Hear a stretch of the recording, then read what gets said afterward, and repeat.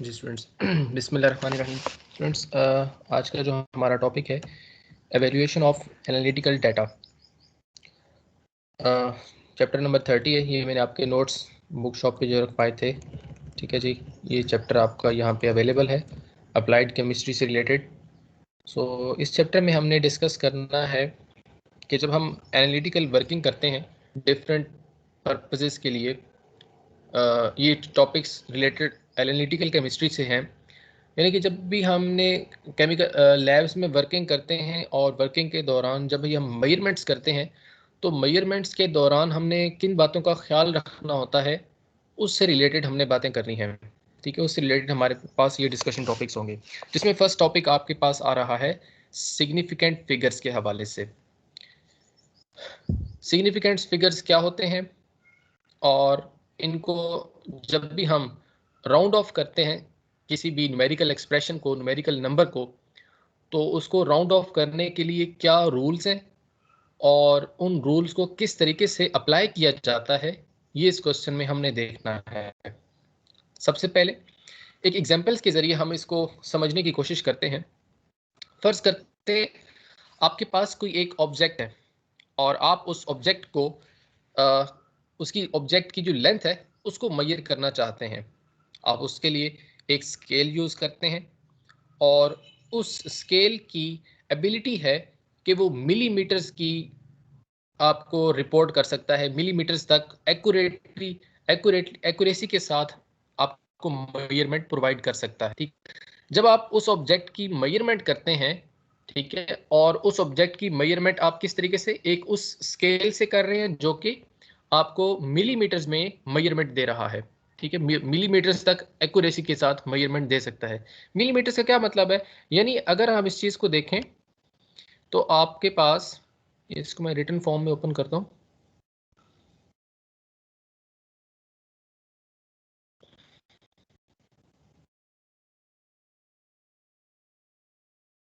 हाँ जी, यहाँ पे आप देख सकते हैं कि अगर हम मिलीमीटर्स में देखें, ठीक है, मीटर आपके पास 1 metre is equal to 100 centimetre होते हैं। और अगर आप 1 मीटर के अंदर मिलीमीटर देखते हैं तो उसमें 0.001 मीटर होगा। ठीक है, यानी पॉइंट डेसिमल पॉइंट के बाद आपके पास कितने डिजिट्स आते हैं, 1, 2 और 3। 3 डिजिट्स तक एक्यूरेसी के साथ वो मेजरमेंट कर सकता है वो स्केल। ठीक है, इसके बाद अगर कोई नंबर वो प्रोवाइड कर रहा है तो वो इनसिग्निफिकेंट फिगर होगा, यानी कि वो एक्यूरेसी में शामिल नहीं होगा। ठीक है, तो फर्ज करें आपके पास उस ऑब्जेक्ट की जो लेंथ है वो उस स्केल पे आ रही है 1.56786 मीटर। ठीक है, ये उसकी आपके पास जो लेंथ है उस ऑब्जेक्ट की वो आपके पास आ रही है 1.56786 मीटर।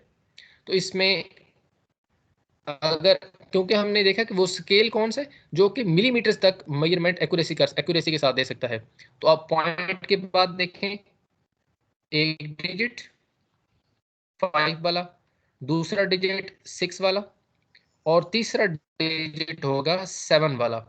7 के बाद जो जो भी डिजिट लिखा होगा वो एक्यूरेसी के साथ मेजरमेंट वाला डिजिट नहीं। यानी स्केल की जो एबिलिटी है वो तो सिर्फ मिलीमीटर्स तक आपको रिपोर्ट कर सकता है, और मिलीमीटर्स में पॉइंट यानी डेसिमल के बाद सिर्फ 3 डिजिट्स शामिल होते हैं। ठीक है, तो फिर इसका मतलब है जो हमें स्केल रीडिंग दे रहा है 1.56786 मीटर, उसमें पहले चार डिजिट्स पहले 4 डिजिट्स, फर्स्ट 4 डिजिट्स, ये एक्यूरेसी के साथ मेजर किए गए हैं। जो नेक्स्ट टू डिजिट्स हैं 8 और 6, वो इनएक्यूरेट है। ठीक है, वो एक्यूरेसी के साथ मेजर नहीं किए गए, वो जस्ट आपको बस एक नंबर 8 6 उसका जो वैल्यू पता चल रही है कि 8 6 उसकी रीडिंग आ रही है, लेकिन वो 8 और 6 जो है वो दोनों डिजिट्स इनसिग्निफिकेंट है, उनका कोई मतलब नहीं है। ठीक है, वो कोई मीनिंग नहीं दे रहे।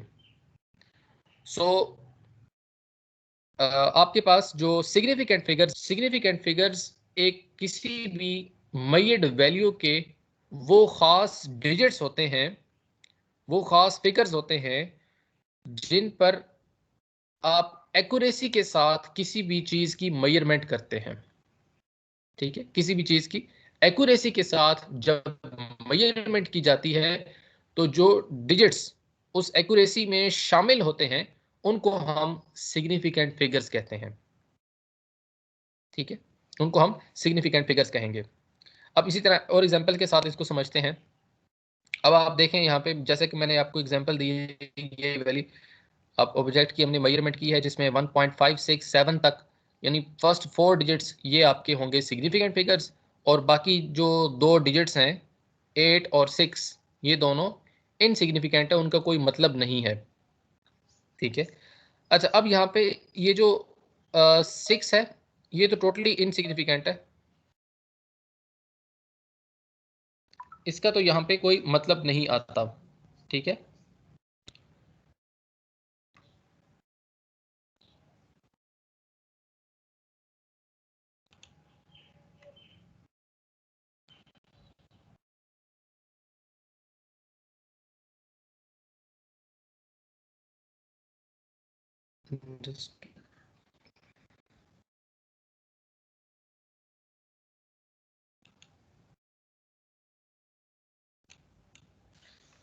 ओके तो यहाँ पे को लास्ट जो इनसिग्निफिकेंट सिग्निफिकेंट है इसका कोई मतलब नहीं है। लेकिन ये जो 8 है ये 8 इनसिग्निफिकेंट है, लेकिन ये 8 हमें सिग्निफिकेंट फिगर्स की एवेल्युएशन करने में हेल्प कर सकता है। ठीक है, हम जो सिग्निफिकेंट फिगर्स कह रहे हैं 1.567 ये फर्स्ट 4 डिजिट्स हमारे सिग्निफिकेंट हैं, तो इन सिग्निफिकेंट फिगर्स को इवेल्युएट करने के लिए हम इस नंबर 8 का यूज कर सकते हैं। ठीक है, वो कैसे? अब देखें यहाँ पे आपके पास जो नंबर 8 है ये इस बात की इंडिकेशन कर रहा है कि आपके पास जो 1.567 है ये वैल्यू, ये जो मेजरमेंट की गई है इसमें 1.567 से 67 से ज़्यादा, ठीक है, और 68 से वैल्यू कम आ रही है। ठीक है, आप ये कह सकते हैं क्योंकि ये जो 8 डिजिट है ना, 8 लास्ट डिजिट जो हमारा, ये जो 1.567 के बाद जो 8 आ रहा है, ठीक है, आप इसको देखें, सिर्फ इसको देख लें 78। ठीक है, 78 देख लें, तो 78 का मतलब है कि वैल्यू जो है वो आपकी 1.67 से ज़्यादा है और 1.568 से कम है। ठीक है, तो इसके दरमियान में वैल्यू लाई कर रही है, और इसके दरमियान में भी जो वैल्यू है वो आपकी 1.567 से ज़्यादा की वैल्यू है। ठीक है, यहाँ तक समझ आ गया? किसी बच्चे को समझ नहीं आया तो पूछ लें, यहाँ तक कोई क्वेश्चन है, फिर आगे सर चलते जी हैं। मैंने अभी ज्वाइन किया तो मुझे थोड़ा सा बता दें, आपने क्या बताया स्टार्ट से। बेटा आज हम सिग्निफिकेंट फिगर्स के बारे में पढ़ रहे हैं कि आपके पास सिग्निफिकेंट फिगर्स कौन से होते हैं। जैसे इस वैल्यू में देखें, आप किसी भी ऑब्जेक्ट की मेजरमेंट करते हैं, आपके पास एक वैल्यू आती है स्केल पे 1.56786, और इस स्केल की जो कैपेबिलिटी है मेजरमेंट की वो है मिलीमीटर्स में एक्यूरेसी के साथ मेजर करना। मिलीमीटर्स का मतलब है कि वो डेसिमल पॉइंट के बाद 3 डिजिट्स एक्यूरेसी के साथ मेजर कर सकता है। 3 डिजिट्स के बाद जो भी डिजिट्स होंगे वो इनएक्यूरेट होंगे, उनका कोई मतलब नहीं होगा। ठीक है, अब अगर स्केल पे रीडिंग आ रही है 1.56786, तो इसमें जो एक्यूरेसी के साथ मेजर्ड डिजिट्स हैं वो वो पॉइंट के फर्स्ट, बाद 3 लेंगे हम। यस, यानी कि फर्स्ट 4 यस। डिजिट्स हो गए। ठीक है, ठीक है। पॉइंट्स के बाद 3 है। तो अब बात ये आ रही है कि ये जो लास्ट 2 डिजिट्स हैं 8 और 6 ये तो इनसिग्निफिकेंट है, जिसमें 6 का तो कोई मतलब ही नहीं है, 6 को तो बिल्कुल ही हम छोड़ देते हैं। यहाँ पे आ जाता है दूसरा डिजिट, ये 8। ठीक है, ये भी इनसिग्निफिकेंट है, इसका मतलब तो कोई नहीं है, लेकिन हमें ये सिर्फ इस बात की इंडिकेशन कर रहा है कि वैल्यू 1.567 से ज्यादा है और वैल्यू 1.568 से कम होगी।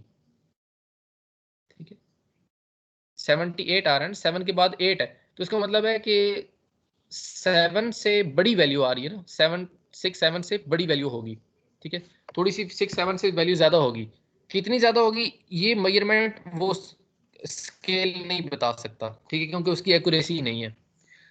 तो 1.67 से ज्यादा और 1.568 से कम होगी। यहां तक समझ आया? Yes sir. ठीक हो गया। सो इसका मतलब ये है कि आपके पास जो डिजिट्स हैं, सिग्निफिकेंट डिजिट्स, सिग्निफिकेंट फिगर्स, वो ऐसे डिजिट्स होते हैं जो किसी भी सब्सटेंस की, किसी भी ऑब्जेक्ट की जो मेजरमेंट है, उसकी मेजरमेंट में कोई खास एक्सप्रेशन के अंदर कोई खास रीजन रखते हो, कोई खास वजह रखते हो, ठीक है, जिनका कोई खास मतलब होता है, जिनकी मेजरमेंट से आपकी वैल्यूज पे कोई फर्क पड़ सकता है, ठीक है। सो इसी हवाले से सिग्निफिकेंट फिगर्स के हवाले से अब हम देख सकते हैं, आप ये न्यूमेरिकल एक्सप्रेशन एग्जांपल दी गई है, जैसे एक्सप्रेशंस हैं 0.2391, 2.39, 23.91 या 2391, इन सब के अंदर अगर हम सिग्निफिकेंट फिगर्स काउंट करें तो सब के अंदर सिग्निफिकेंट फिगर्स 4 सिग्निफिकेंट फिगर्स हैं, ठीक है, देख सकते हैं आप इसके अंदर देखें 2.391, 2 3 चारों सिग्निफिकेंट फिगर्स हैं, 239 1 चारों सिग्निफिकेंट, और ये भी चारों सिग्निफिकेंट फिगर्स हैं। जबकि फर्स्ट वाले की बात करें 0.2391, तो इसमें जो जीरो वो एक सिग्निफिकेंट फिगर नहीं है, ठीक है, जीरो सिग्निफिकेंट फिगर नहीं होता, जस्ट वो एक आपको डेसिमल पॉइंट की पोजीशन बता रहा है कि यहाँ पे पॉइंट लगा हुआ है, इसको सिग्निफिकेंट फिगर काउंट नहीं करते।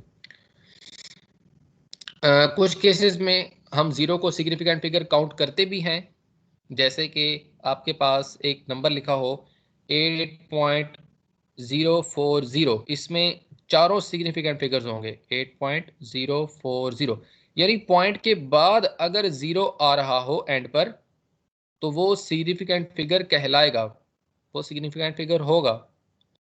लेकिन अगर वही जीरो पॉइंट से पहले आए, जैसे ये यहाँ पे आया 0.2391, तो उसको फिर हमने सिग्निफिकेंट फिगर काउंट नहीं करना, जीरो को सिग्निफिकेंट फिगर काउंट नहीं किया जाएगा।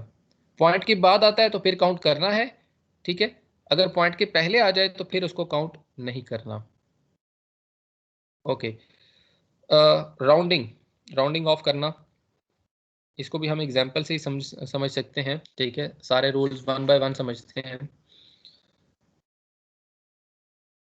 आपके पास राउंड ऑफ करने के लिए जो रूल्स हैं सर ये तो वो हम पता ही इन है राउंड ऑफ एग्जाम्पल्स का। सारे पता है।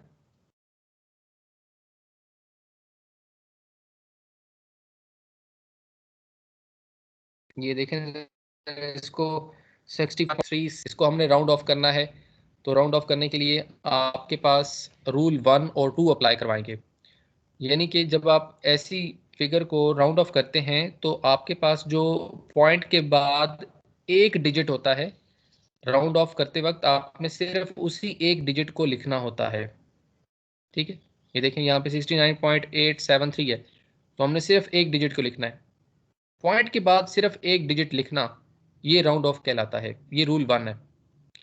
दूसरा रूल ये है कि अगर पॉइंट के बाद जो डिजिट है, यानी यहाँ पे 8 है, तो 8 के बाद डिजिट आ रहा है 4, ठीक है, लेस देन 5, और उसके बाद जो डिजिट है वो भी लेस देन 5 है, तो आपने क्या करना है कि जो डिजिट है उसको चेंज किए बगैर, यानी सेम एज उसी तरीके से लिख देना है, ठीक है। फिर उसके बाद जो डिजिट आएगा, एग्जाम्पल आप दूसरी एग्जाम्पल समझ सकते हैं 9 पॉइंट, ठीक है, इसमें आप देखें 8 के बाद जो डिजिट आ रहा है वो 5 से बड़ा है, ठीक है, तो इसका मतलब आपने क्या करना है कि जो 8 लिखा हुआ है इसको हम क्या करेंगे 9 में चेंज कर देंगे, एक नंबर उसका बढ़ा दिया जाएगा, ठीक है, ये आपने एफएससी में भी पढ़े हैं फिजिक्स के अंदर, वही डिजिट्स वही सारे रूल्स हैं। ठीक है, उसके बाद यहाँ पे रूल नंबर 1 और 4 अप्लाई करवाएंगे। देखें, पहला रूल वही, पॉइंट के बाद सिर्फ एक डिजिट लिखना। दूसरा रूल, अच्छा यहाँ पे देखें, अब 7 के बाद नंबर है 5। अब हमने क्या करना है, 7 को 8 करना है या नहीं करना? 7 को 8 करना है या नहीं करना, वो इस बात पे सर डिपेंड करेंगे। करता है कि 5 के बाद को जो डिजिट लिखा है वो 0 से बड़ा है या 0 है। अगर 5 के बाद जो डिजिट है वो 0 से बड़ा है, जैसे यहाँ पे 2 है, 0 से बड़ा है, तो इसका मतलब है ये 5, इससे पहले वाले डिजिट को हम 8 कर देंगे, 7 को 8 कर देना है। ठीक है, लेकिन अगर इसी 5 के बाद डिजिट 0 हो तो आपने 5 से पहले वाले डिजिट को चेंज नहीं करना। क्लियर हो गया? Yes sir. जी, यस नेक्स्ट। सर। अगर लास्ट है जी 63.35, अगर 5 के बाद कोई डिजिट ना लिखा हो तो इसका मतलब है आपने उस पॉइंट के बाद वाला जो डिजिट है उसको हमने 4 कर देना है, यानी एक नंबर उसका बढ़ा देना है। ठीक हो गया? सो ये रूल्स थे जो यहाँ पे राउंडिंग ऑफ रूल्स लिखे हैं। ठीक है, ये रूल्स 1 बाय 1 आप इसको रीड करके यहाँ पे एग्जाम्पल्स के साथ इनको अप्लाई करवा सकते हैं। ठीक है, अब यहाँ पे एवेल्यूएशन के लिए एक एग्जाम्पल हमें और दी गई है जी। इस एग्जाम्पल के मुताबिक आपने एक वैल्यूज दी गई हैं आपको, इनको आपने राउंड ऑफ करना है 42.71 प्लस 9.6343 प्लस 18.0 ग्राम। तो आपने सबसे कम सिग्निफिकेंट फिगर वाले नंबर को देखना है, यानी जैसे यहाँ पे 18.0 ग्राम है तो आपने इस फिगर के मुताबिक वैल्यू लिखनी है। ठीक है, इसी फिगर के मुताबिक वैल्यू आएगी। इतने ही सिग्निफिकेंट फिगर्स होने चाहिए जितने इन सब वैल्यूज में से सबसे कम सिग्निफिकेंट फिगर वाली वैल्यू के अंदर थे, उतने ही सिग्निफिकेंट फिगर्स आपके आंसर में भी होने चाहिए। ठीक है, सो उसको राउंड ऑफ करके आप इसी तरीके से आंसर निकालते हैं। फिर हमने देखना है जी what is meant by term error. Error किसे कहते हैं और इसकी टाइप्स क्या है? एरर, एरर न्यूमेरिकल डिफरेंस है between measured value and absolute या ट्रू वैल्यू। ठीक है, जब भी हम एनालिटिकल डिटर्मिनेशन करते हैं तो हमारी जो एक्यूरेट वैल्यू होती है, ट्रू वैल्यू, ठीक है, एक ट्रू वैल्यू जिसमें ट्रू वैल्यू आप ऐसी वैल्यू को कह सकते हैं जो कि एब्सोल्यूट वैल्यू होती है, बिल्कुल एक्यूरेट वैल्यू होगी। ठीक है, उस मेजर्ड वैल्यू। ठीक है, जब आप मेजरमेंट करते हैं और एब्सोल्यूट वैल्यू की जगह आपके पास कोई वैल्यू और आ रही है तो उस मेजर्ड वैल्यू का जो डिफरेंस होगा एब्सोल्यूट वैल्यू के साथ वो एरर कहलाएगा। ठीक है, अब एरर दो तरह के हो सकते हैं, एक एब्सोल्यूट एरर और दूसरा रिलेटिव एरर। एब्सोल्यूट एरर ये सिंपल मेजर्ड वैल्यू और ट्रू वैल्यू, ठीक है, ट्रू वैल्यू जिसे हम एक्सेप्टेड वैल्यू कहते हैं। ठीक है, मेजर्ड वैल्यू और ट्रू वैल्यू का जो डिफरेंस है उसको हम एब्सोल्यूट एरर ई से डिनोट करेंगे। ठीक है, उस डिफरेंस को एरर, एब्सोल्यूट एरर कहेंगे। दूसरा रिलेटिव एरर, रिलेटिव एरर में हम उस एक्स आई यानी कि measured value divided by measured value minus true value divided by true value. ठीक है, आप जब ट्रू वैल्यू को डिवाइड करवा देते हैं तो जो आंसर आता है इस रेशो का वो रिलेटिव एरर कहलाता है। ठीक है, तो रिलेटिव एरर को अगर आप रिलेटिव एरर को हम परसेंटेज में भी डिनोट करते हैं या उसको पार्ट्स पर थाउजेंड में भी डिनोट किया जाता है। अगर आप 100 से मल्टीप्लाई कर दें उस रेशो को तो वो परसेंट यानी रिलेटिव परसेंट एरर कहलाएगा, और अगर आप 1000 से मल्टीप्लाई करवा देते हैं तो वो पार्ट्स पर थाउजेंड रिलेटिव एरर कहलाएगा। ठीक है, ये परसेंटेज निकालना या पार्ट्स पर थाउजेंड वैल्यू निकालना ये उन मेजरमेंट्स के लिए किया जाता है जिनका डिफरेंस बहुत कम होता है। ठीक है, डिफरेंस की वैल्यू बहुत कम आ रही होती है तो उसमें हम 100 को मल्टीप्लाई करवाते हैं या 1000 को मल्टीप्लाई करवाते हैं। ठीक है, ताकि हमें एग्जैक्ट वैल्यू पता चल सके कि कितना रिलेटिव एरर आ रहा है। ठीक है, एग्जाम्पल समझते हैं इस चीज़ को भी। एक एक्सपेरिमेंट है हमारा और हम उसमें जो आपके पास जिंक की कॉन्सेंट्रेशन है उसमें हमें दी गई है वो 20.17 पार्ट्स पर मिलियन जो है वो आपको बता रहा है कि जिंक की कॉन्सेंट्रेशन आई है एक सैंपल के अंदर 20.17। एक्सेप्टेड वैल्यू 20.00 पार्ट्स पर मिलियन है। ठीक है, आपने बताना है कि एब्सोल्यूट एरर कितना होगा, रिलेटिव एरर कितना होगा। यानी अब वो ये कहता है कि एक एक्सपेरिमेंट के अंदर जिंक की कॉन्सेंट्रेशन उस सैंपल के अंदर उसने जो मालूम की है एनालिस्ट ने वो 20.17 पार्ट्स पर मिलियन है। और वो कह रहा है कि हो सकता है कि इसके अंदर जो वैल्यू है वो एग्जैक्ट 20.17 तो ना आए, तो हो सकता है कि वो 20.00 तक वैल्यू वेरी कर सकती है। ठीक है, हो सकता है किसी की वैल्यू आए 20.15, ठीक है, किसी की वैल्यू आ जाए 20.17, 20.18। तो इस तरीके से आप कह सकते हैं कि वैल्यू जो है वो डिफरेंट हो सकती है 20.17 से। सो अगर वैल्यू डिफरेंट हो सकती है 17 से, तो वो कितनी डिफरेंस हो सकती है? एक्सेप्टेड वैल्यू उसने खुद बता दी 20.00 ppm तक वैल्यू एक्सेप्टेड वैल्यू होगी। ठीक है, यानी इस तक अगर वैल्यू आती है तो फिर तो ठीक है। यानी किसी की वैल्यू आ जाती है 19.95, तो वो एक्सेप्टेड वैल्यू नहीं होगी, उसको हम एक्सेप्ट नहीं कर सकेंगे। उसको दोबारा रीडिंग लेनी पड़ेगी, दोबारा एक्सपेरिमेंट करना पड़ेगा, दोबारा कॉन्सेंट्रेशन फाइंड करनी पड़ेगी उसी एक्सपेरिमेंट की। ठीक है, एक्सेप्टेड वैल्यू 20.00 है, इससे कम वैल्यू नहीं एक्सेप्ट की जाएगी। सो अगर आप इस मयड वैल्यू का एक्सेप्टेड वैल्यू के साथ जो आप फाइंड आउट करते हैं कि एरर कितना है, ठीक है, तो रिलेटिव एरर हम एब्सोल्यूट एरर दोनों तरीके से फाइंड करेंगे। फर्स्ट एब्सोल्यूट एरर, आप मिलियन वैल्यू आपके पास 20.17 आई है, एक्सेप्टेड वैल्यू है 20.00 पार्ट्स पर मिलियन है, दोनों का डिफरेंस निकालेंगे, आपके पास 0.17 पार्ट्स पर मिलियन आ रहा है। आप इसकी रिलेटिव परसेंट निकालेंगे, ठीक है, रिलेटिव एरर परसेंटेज में निकालते हैं तो आपके पास इसको 100 से मल्टीप्लाई करवाएंगे, ठीक है, 20.00 से डिवाइड करवाने के बाद तो आपके पास 0.85% रिलेटिव एरर आ रहा है। जबकि आप उसको 1000 से यानी कि पार्ट्स पर मिलियन के लिए 1000 से मल्टीप्लाई करवाते हैं तो आपके पास 8.5 पार्ट्स पर मिलियन आ रहा है आंसर। ठीक है, ये उसका रिलेटिव एरर आ रहा है। जी, टाइप्स ऑफ एरर्स, ये भी इंपॉर्टेंट क्वेश्चन है आपका। एरर की टाइप्स क्या क्या है? दो सर ये तरीके फिर से। पीछे जो हमने वो निकाले हैं एरर्स, उसके अंदर फिर कौन सी वैल्यूज ने एक्सेप्ट की है?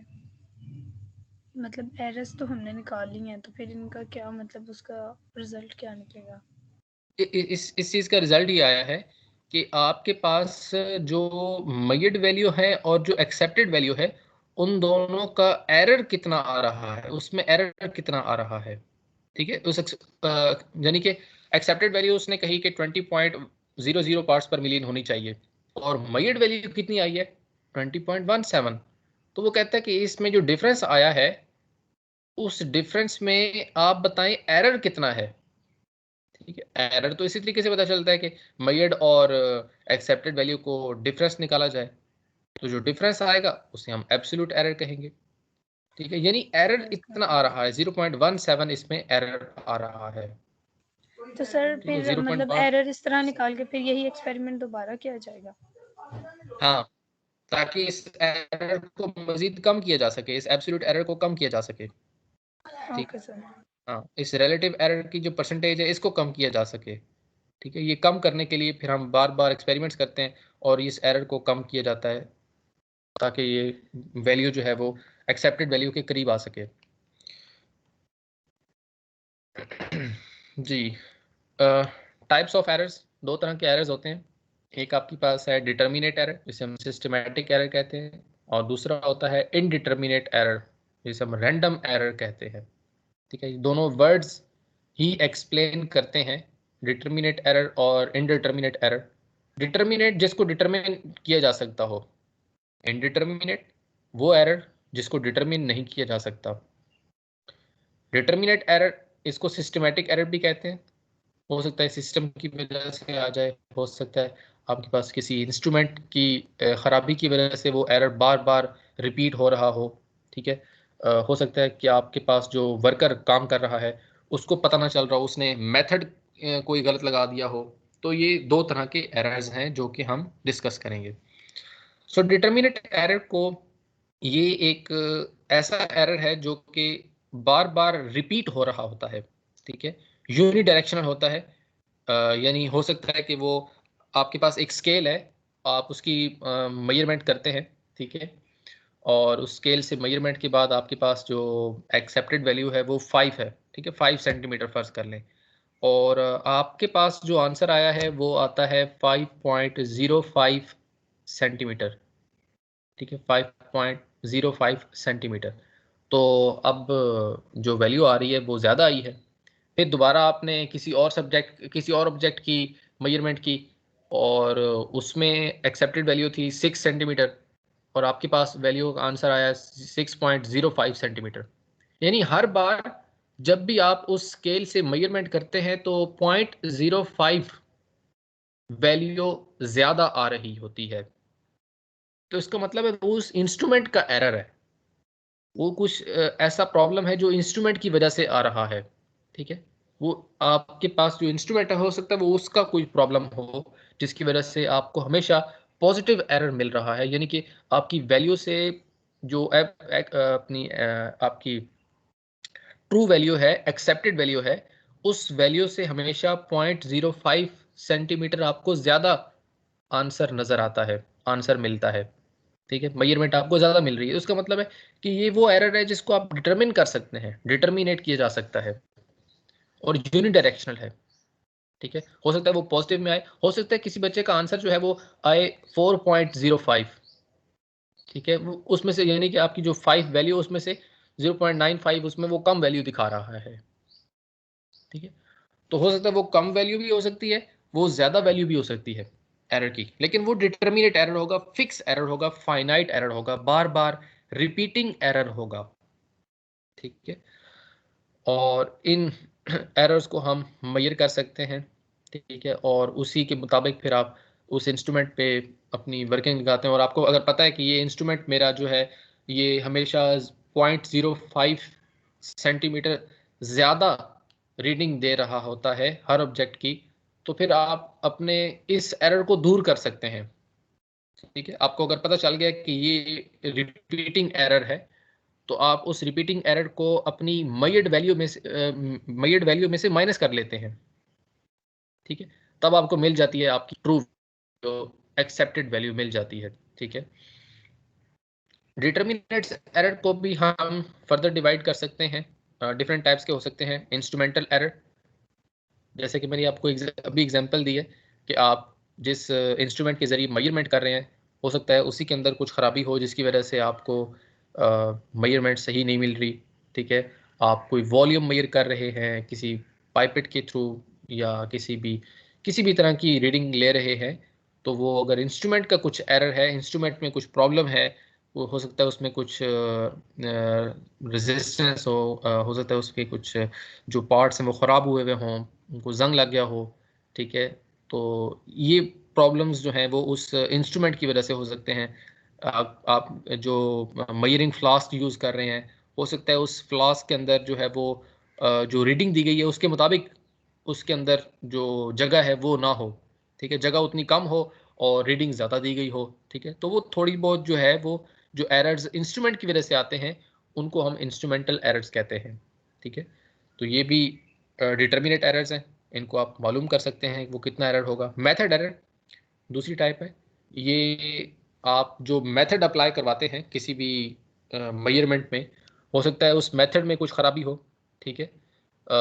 जब आप कोई मेथड अप्लाई करवा रहे होते हैं, जैसे फॉर एग्जांपल हमने रिलेटिव एरर और ये जैसे अपने एब्सोल्यूट एरर, रिलेटिव एरर की परसेंटेज में 100 से मल्टीप्लाई करवाया, आप इस एक्स टी की जगह पे आप एक्स आई को डिवाइड करवा रहे हैं, ठीक है। फॉर एग्जांपल एक्स टी की जगह पे आप एक्स आई को डिवाइड करवा के एरर निकाल रहे हैं, तो रिलेटिव परसेंट का जो एरर है वो आपके पास सही नहीं आएगा। तो अगर ये चीज़ आप बार बार रिपीट कर रहे हैं तो इसका मतलब है आपने मेथड के अंदर कुछ खराबी लगाई हुई है, ठीक है, मेथड आपका कुछ ख़राब है, उसमें मेथड जो मेथडोलॉजी आप लगा रहे हैं वो करेक्ट नहीं है। तो किसी भी तरह की हो सकती है मेथड आपका जो अप्लाई कर रहे हैं, जो वर्कर अपने हाथों से काम कर रहा है, हो सकता है उसके वर्किंग में कुछ प्रॉब्लम हो, उसको वो मेथड आता ना हो, ठीक है, मेथड ना आता हो सही, ठीक है, तो इस तरह से भी हो सकता है एरर। पर्सनल एरर, कुछ ऐसे एरर हो सकते हैं जो कि बार बार रिपीटिंग एरर्स हैं, जो कि एक पर्सन बार बार रिपीट कर रहा है वो उस एरर को, तो आप कह सकते हैं कि वो एरर जो है उस पर्सन की वजह से आ रहा है, ठीक है, पर्सनल एरर भी हो सकता है। उसके बाद कांस्टेंट एरर। कांस्टेंट एरर इसी तरह जैसे मैंने अभी आपको बताया कि ये एरर होता है जो, ठीक है, इसमें आपके पास अगर फॉर एग्जांपल हम एक वॉल्यूमेट्रिक एनालिसिस करते हैं और आप वॉल्यूमेट्रिक एनालिसिस में टाइट्रेशन करवा रहे हैं, और टाइट्रेशन में आप टाइट्रेट का जो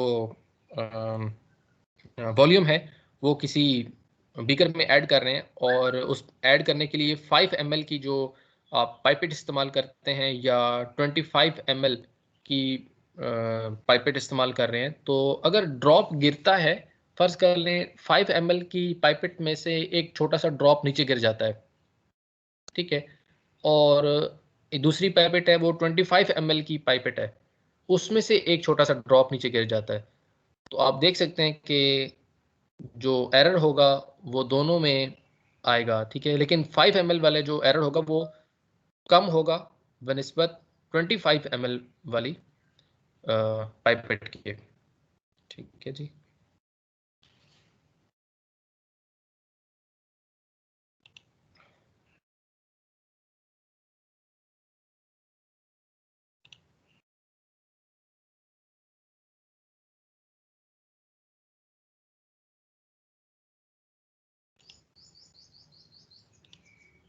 ओके, सो हम ये कह सकते हैं कि जब हम 5 ml या 25 ml की पाइपेट इस्तेमाल करते हैं, ठीक है, तो 5 ml की पाइपेट से अगर वो एक ड्रॉप गिरता है तो वो बहुत छोटा सा ड्रॉप होगा, एरर बहुत कम आएगा, ठीक है, और अगर 25 ml वाली पाइपेट इस्तेमाल करते हुए आप गलती से एक ड्रॉप ज़्यादा गिरा देते हैं, तो वो जो ड्रॉप गिरेगा वो ज़्यादा होगा, उसकी अमाउंट ज़्यादा होगी, तो इसका मतलब है जो एरर है वो भी बढ़ जाएगा, ठीक है, तो एरर जो है वो आपका 5 टाइम बढ़ जाता है अगर आप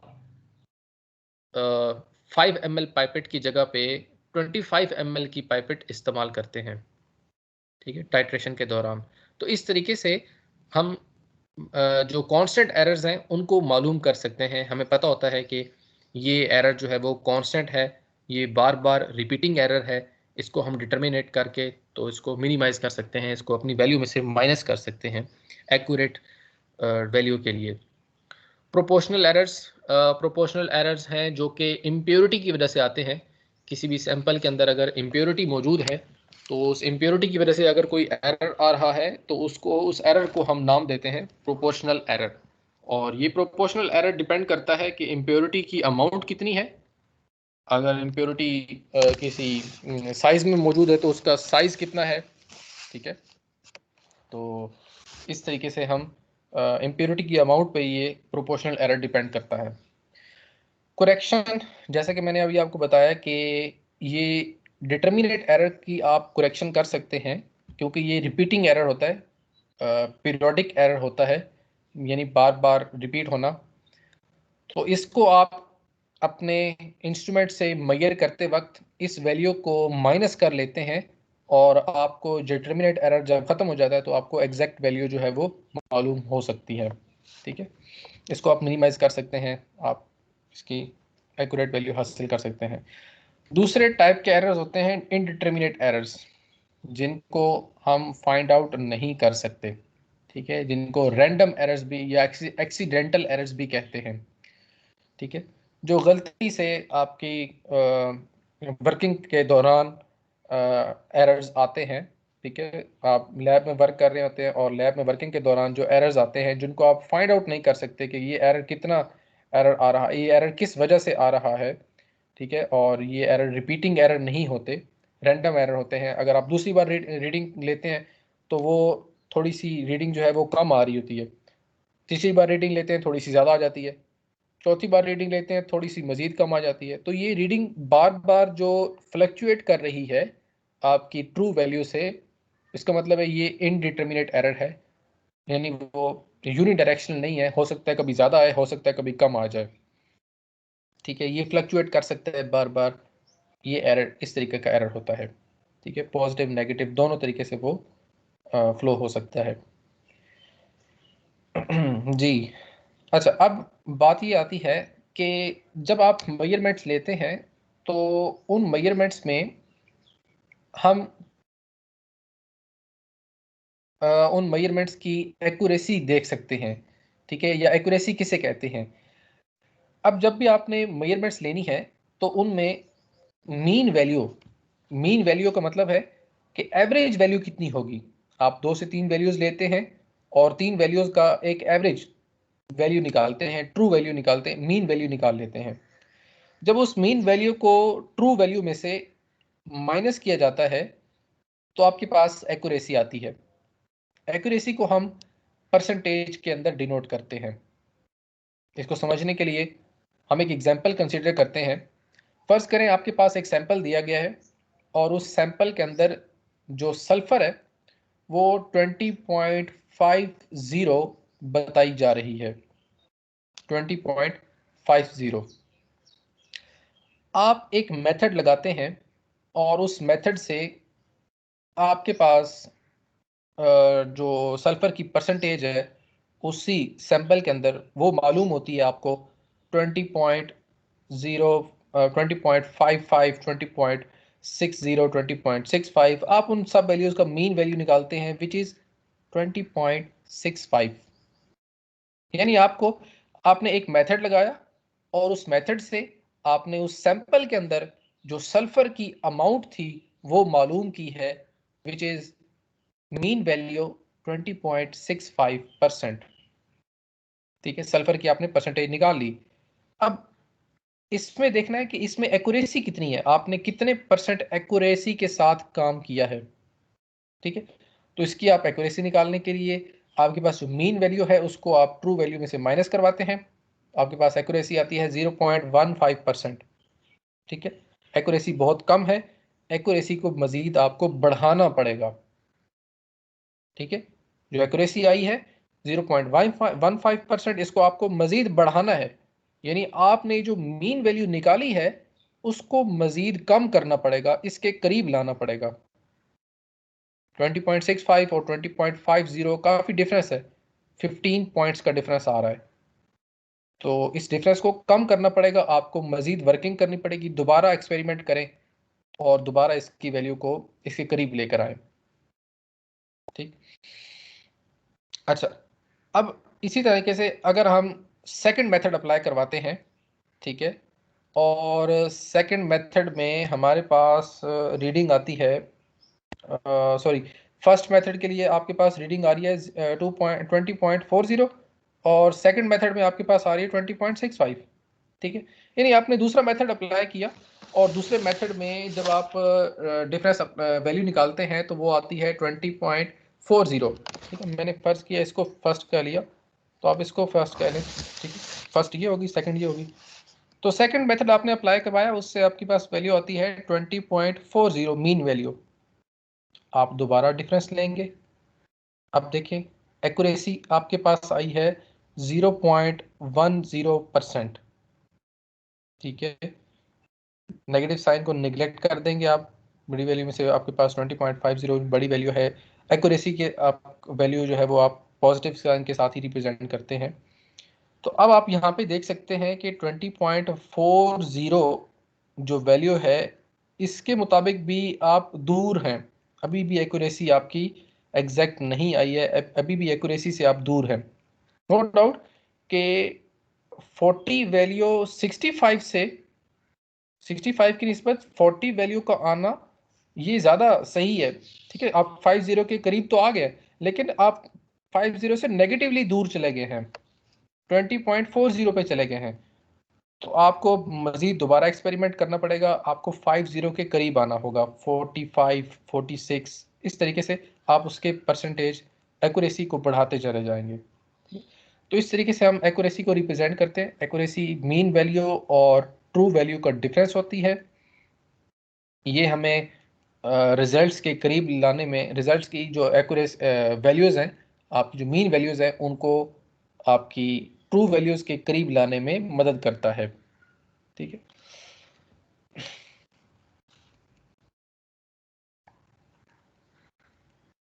ओके। नेक्स्ट जी, प्रिसीजन। प्रिसीजन किससे कहते हैं? प्रिसीजन क्या होता है? प्रिसीजन आपको जो डिफरेंट आपकी मेजरमेंट वैल्यूज़ मिलती हैं, तो उन मेजरमेंट वैल्यूज़ में से रिजल्ट्स के जो आपकी ट्रू वैल्यूज़ के करीब की वैल्यूज़ होती हैं, उन वैल्यूज़ को हम प्रिसीजन कहते हैं। ठीक है, यानी किसी वैल्यू के, आपकी जो ट्रू वैल्यू है, अगर ट्रू वैल्यू के जो आपकी मेजर्ड वैल्यूज़ हैं वो आपकी ट्रू वैल्यूज़ के आसपास आ रही है, तो फिर तो आप कहेंगे कि ये प्रिसीजन के साथ वर्किंग हो रही है। लेकिन अगर आपकी जो मेजर्ड वैल्यूज़ हैं वो आपकी ट्रू वैल्यूज़ से बहुत दूर दूर आती हैं, तो आप इसको कहेंगे कि इसमें प्रिसीजन कम है। ठीक है, फॉर एग्जांपल मैं आपको यहाँ पे एक एग्जांपल से यहाँ पे समझाता हूँ।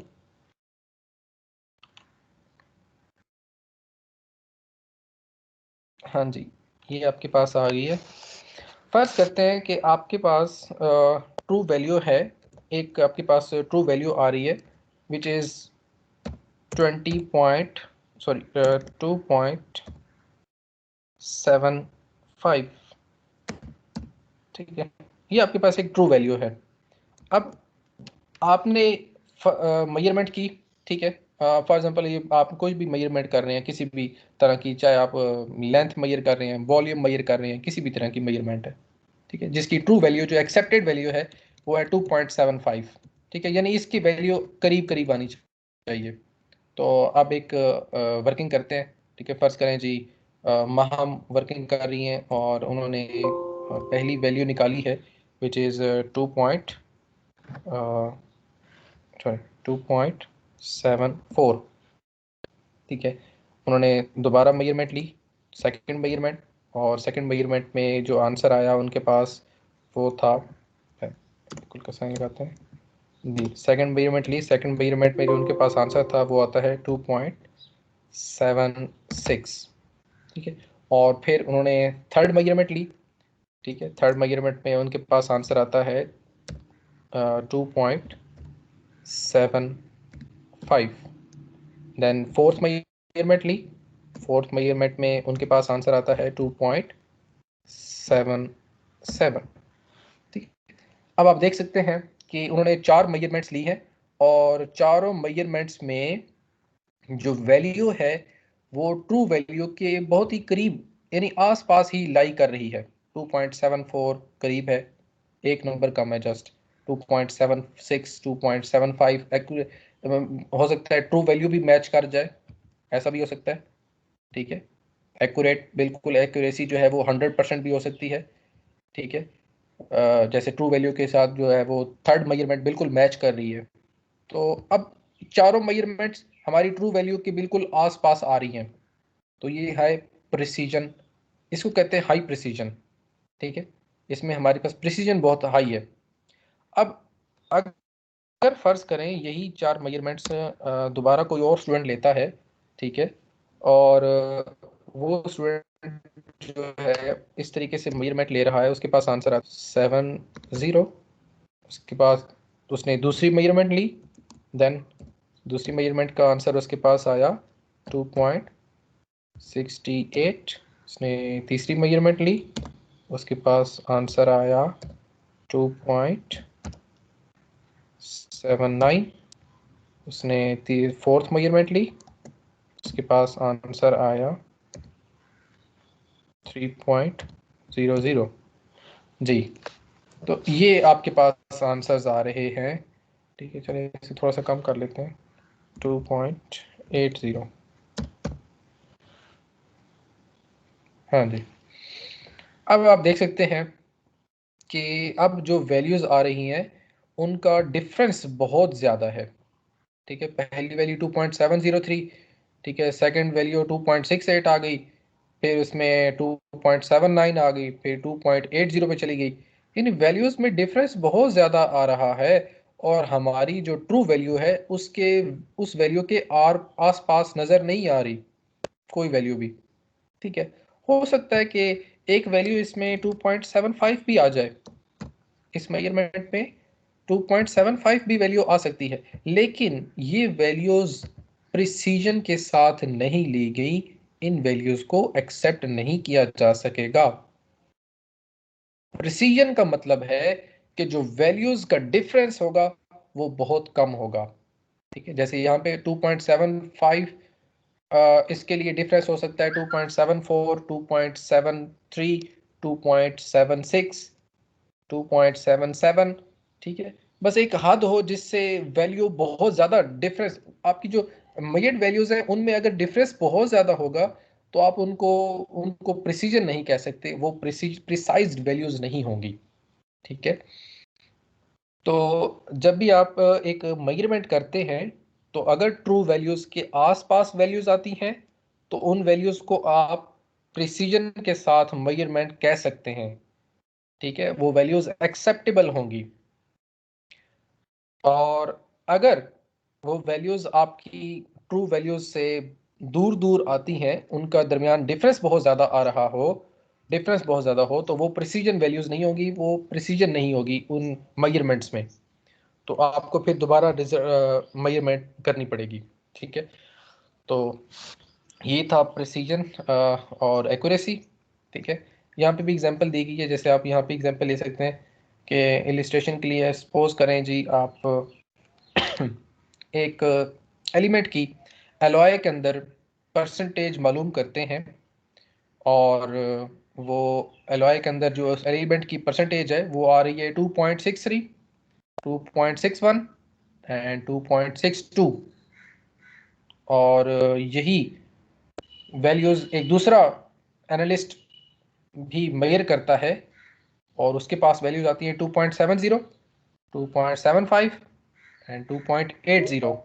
तो आप देख सकते हैं कि जो फर्स्ट वाले ने मेजरमेंट की है, इसका मतलब है पहले वाले की जो मेजरमेंट्स हैं वो उसमें प्रिसीजन ज़्यादा है क्योंकि वो वैल्यूज़ का डिफरेंस कम है, जबकि सेकंड एनालिस्ट ने जो वर्किंग की है उसमें वैल्यूज़ का डिफरेंस बहुत ज़्यादा है और प्रिसीजन बहुत कम होगी। ठीक है, the precision of the first set of the result is better than that of the second. ठीक है, अच्छा, अब इसमें मैं आपको एक बात और भी बताता चलूं कि जस्ट 1 मिनट।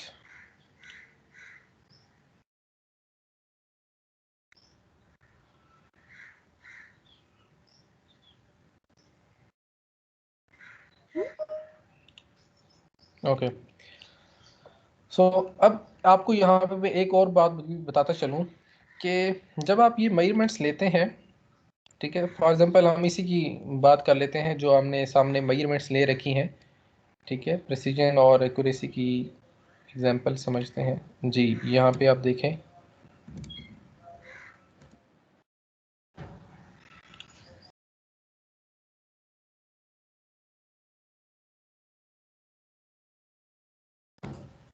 हाँ जी, फर्ज करें आपके पास जो आपने एक एनालिस्ट है उसने जो वर्किंग की है, फर्ज करें कि आंसर जो है ट्रू वैल्यू जो है वो 2.75 है। दोनों जब भी एक्सपेरिमेंट कर रहे होते हैं, ठीक है, दोनों एनालिस्ट जब वर्किंग कर रहे थे और उनको बताया गया कि ट्रू वैल्यू है 2.75, ट्रू वैल्यू 2.75 है, और अब देखें कि पहले वाले जो एनालिस्ट है उन्होंने जब वर्किंग की तो उनकी वैल्यूज थी 2.63, 2.61, 2.62। ट्रू वैल्यू क्या है? 2.75। ट्रू वैल्यू के करीब वैल्यूज नहीं है, 2.61, 2.62, 2.63, ये तीनों वैल्यूज नो डाउट कि इनका जो डिफरेंस है, इन तीनों का डिफरेंस बहुत कम है, 0.01 का डिफरेंस है, लेकिन ये ट्रू वैल्यू 2.75 से दूर है। दूर होने के बावजूद इनको कहा जाएगा प्रिसाइज्ड वैल्यूज, इनको एक्सेप्ट किया जा सकता है, ठीक है। जबकि अगर आप सेकंड वाले की, सेकंड एनालिस्ट ने जब वर्किंग की, उसने जब मेजर्ड वैल्यूज ली हैं 2.70, 2.75, 2.80, नो डाउट कि इसमें सेकंड एनालिस्ट ने जब वर्किंग की तो उसने एक वैल्यू ऐसी भी मेजर की है 2.75 जो कि आपकी ट्रू वैल्यू है, यानी उसने एग्जैक्ट ट्रू वैल्यू मेजर कर ली है, लेकिन उनकी जो उसकी जो बाकी दो वैल्यूज हैं उनका डिफरेंस इसके साथ बहुत ज्यादा है, और डिफरेंस ज्यादा होने की वजह से हम ये कहते हैं कि ये प्रिसाइज वैल्यूज नहीं है।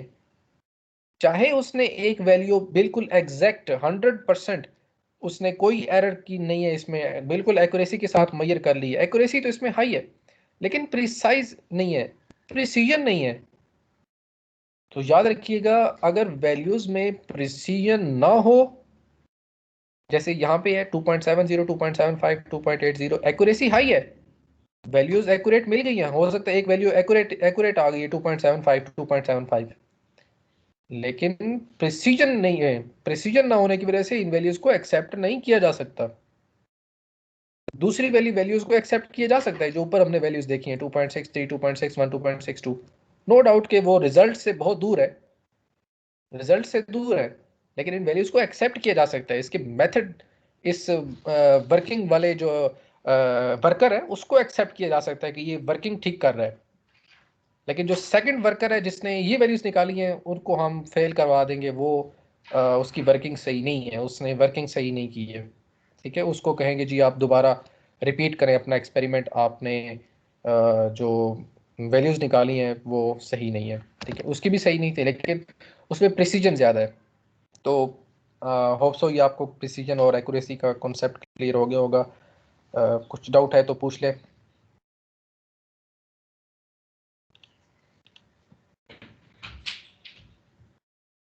ना सर।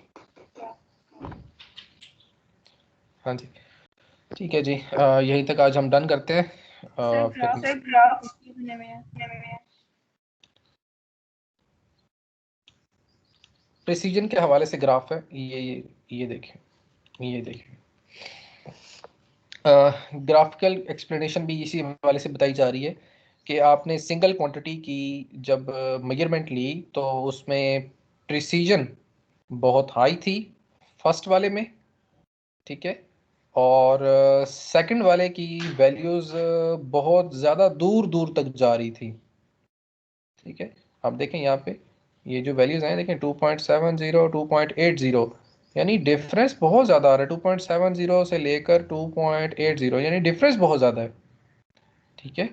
तो आप जब भी वैल्यूज की मेजरमेंट करते हैं तो आपको इस ग्राफ की विड्थ कम से कम रखनी होती है। पहले वाले की मेजरमेंट के दौरान जो ये देखिए 2.63, 2.61, 2.62, इन वैल्यूज में ये मेजरमेंट के दौरान आप देखें ये सबसे कम वैल्यू और ये सबसे हाई वैल्यू, तो इसमें ग्राफ की जो विड्थ है वो कम से कम होनी चाहिए। जिस ग्राफ की कम,